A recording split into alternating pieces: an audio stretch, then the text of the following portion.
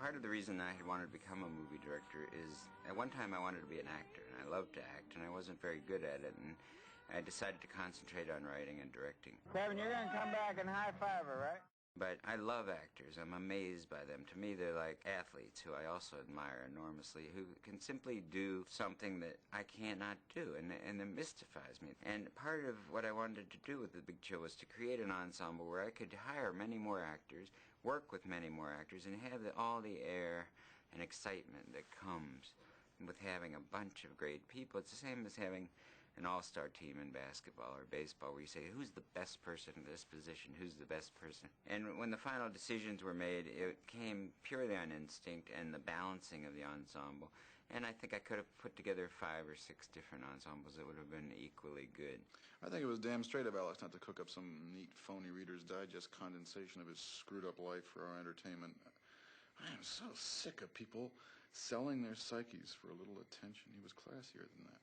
Bill and I had made Body Heat together. I had seen him only in Altered States before Body Heat, but working with him on Body Heat had been a good experience. When you see a script as good as that one, there's no role you don't want to play.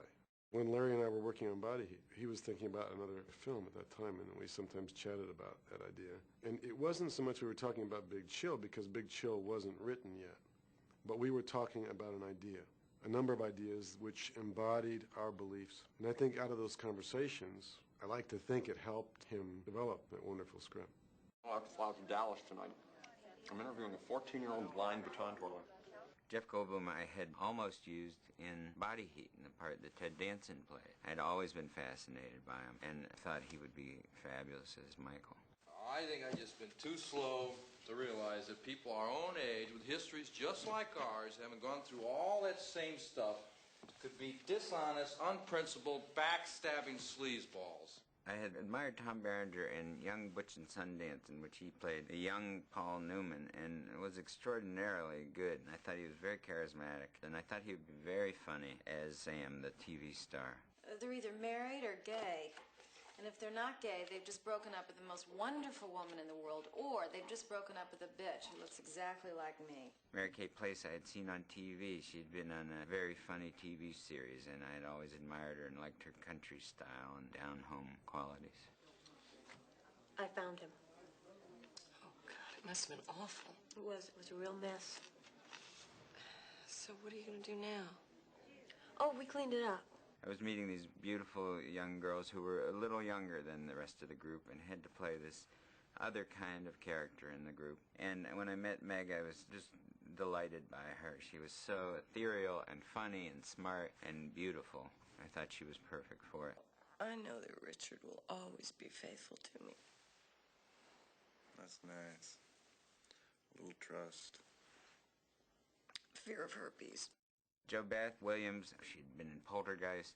I thought she was delightful, funny. She had a really funny turn in Kramer vs. Kramer. And I was very struck by her. She runs naked down the hall, and she's very funny about it. I found out later that Larry Kasdan had actually written the role that I played with me in mind, because he had seen me, I guess, in Poltergeist, and was wanted me to play her. And I really wanted to play a different part. I wanted to play the part that Mary Kay played, the lawyer who wanted to have a baby and felt her clock ticking and all that, because it was something I could really relate to. And Larry said, no, JoBeth, no, I really want you to play this part. I've written it with you in mind and everything, and so he cast me. Harold, you can't change people's lives. I mean, who do you think you are, John Beresford Tipton? Glenn had already been in The World According to Garp and had played a much older woman. I was shocked when I met her. She was so effective in Garp. I had no idea that she was actually my age, and I was delighted to find that she fit right into this generation. Well, I wanted, of course, to play the Mary Kay Place part. I remember saying to him, I guess you want me for the Sarah Cooper part, right? Kind of the mothering, nurturing one, which was kind of the image that I had projected in Garp. You know, I live here. This place means something to me. I'm dug in. I had met Kevin Kline when I was casting Body Heat. He had already done Pirates of Penzance and had just shot Sophie's Choice.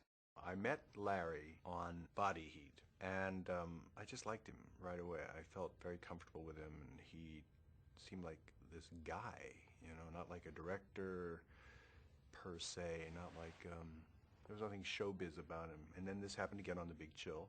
I read for 3 different parts. I read for Harold and for Jeff Goldblum's part and for Tom Berenger's part, what was to become their parts. Hail to the conquering heroes. He hadn't really offered me this part, but it was pretty strongly suggested to read the part of Harold.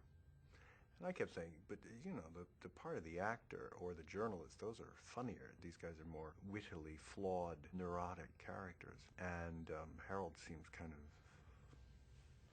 normal.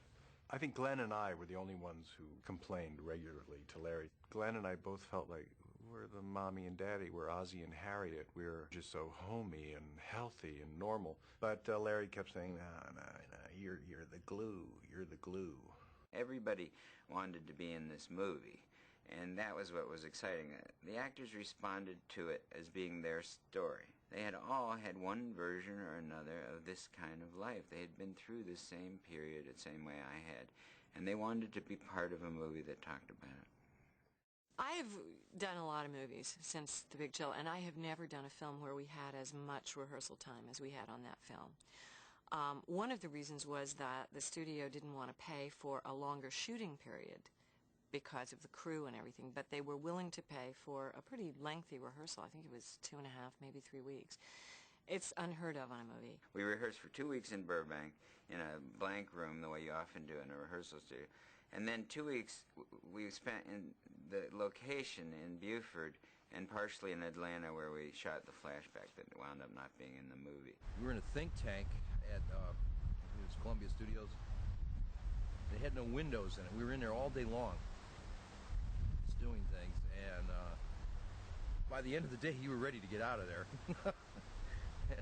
and we'd order lunch in. We wouldn't even go out for lunch. It was so exciting walking in the door in the morning. You know, viscerally, that's mostly what I remember. Once, you know, walking through that door, I was going, oh. We get to do this. We get to be actors. And there was a tape recorder in the middle of the table. We'd sit around in this rehearsal room. We would exchange parts. We would add, you know, we would improvise. Larry did this really amazing thing. He had the script, and then he had a whole nother script that we rehearsed, we memorized, and we worked, which were scenes that took place in between the scenes that we were actually going to shoot. So everybody had the same reference point as to where we were coming from. When we were doing the flashback scenes, we went in the house, and we literally, in character, went for 2 or 3 days, in character, creating these scenarios that had been alluded to in the script.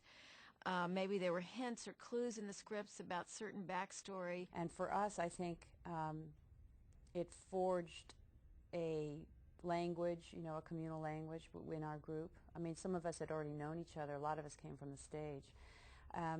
But Larry really, really, really wanted that kind of subliminal, effortless friendship in history. He said, I just demand, I can't tell you how fervently I demand that you all, and just, I don't know that I can demand it, but I hope, and I'll do everything I can to have us all be, and you all be kind to one another. You know, it was very important to him. And so he set up an atmosphere that was actively, aggressively humane and communal. There's something you can see that you can't even define. It's a comfort, a physical comfort with one another. There was a sense of history, even if it was only a 4-week history. We were all very comfortable with one another. We knew what each person's space was and how you can kind of nudge up against it or violate it or dance around it or whatever. Sometimes you can do that meeting the actor on the day. But I think for an ensemble film like that, it was a really brilliant idea to have us spend that 4 weeks together. It was very important to me that these actors who did not really know each other when we started start to have some relationship to each other that would make their friendship convincing.